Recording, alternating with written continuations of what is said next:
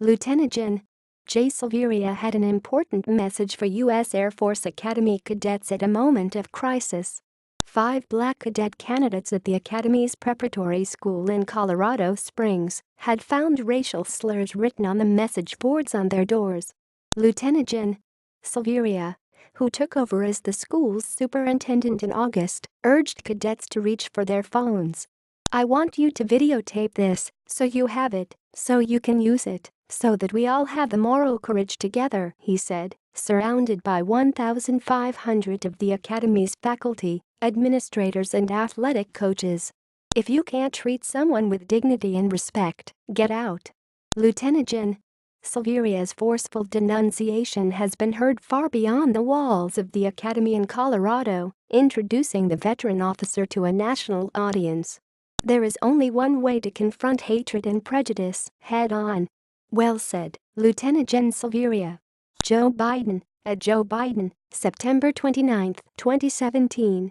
Important statement by Lieutenant Gen. Silveria at AF Academy. "I agree, there's no place for racism or bigotry in our military or this great nation." John McCain, at Son John McCain, September 29, 2017. "I wanted to have a direct conversation with them about the power of diversity," Lieutenant Gen. Silveria told CNN's Brooke Baldwin on Friday, referring to the cadets. "Ultimately, these men and women are going to be lieutenants in the United States Air Force." Ms. Baldwin read Lieutenant Gen. Silveria messages of support on Twitter and asked him whether he believed Washington needed better leadership. He replied that his message to the cadets was not about that. He said his speech was intended to show the cadets that they were all united as an institution protecting these values. "Security forces are looking into the matter," according to Lieutenant Colonel Alan Heritage, a spokesman for the U.S. Air Force Academy. Lieutenant Gen. Silveria, who graduated from the Air Force Academy in 1985 with a Bachelor of Science degree, succeeded the Academy's first female superintendent, Lieutenant Gen. Michelle Johnson. In his 32-year career, Lieutenant Gen.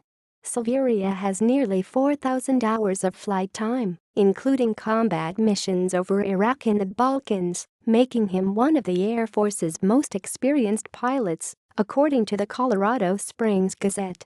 When it came time to pick the next superintendent, Lieutenant Gen. J. Silveria was the obvious choice. Gen. David Goldfein, the branch's chief of staff, said at Lieutenant Gen. Silveria's appointment ceremony, according to the Gazette. "I don't believe we have an officer serving in the Air Force today with more combat time, more joint credibility, or more operational understanding of the art of modern war."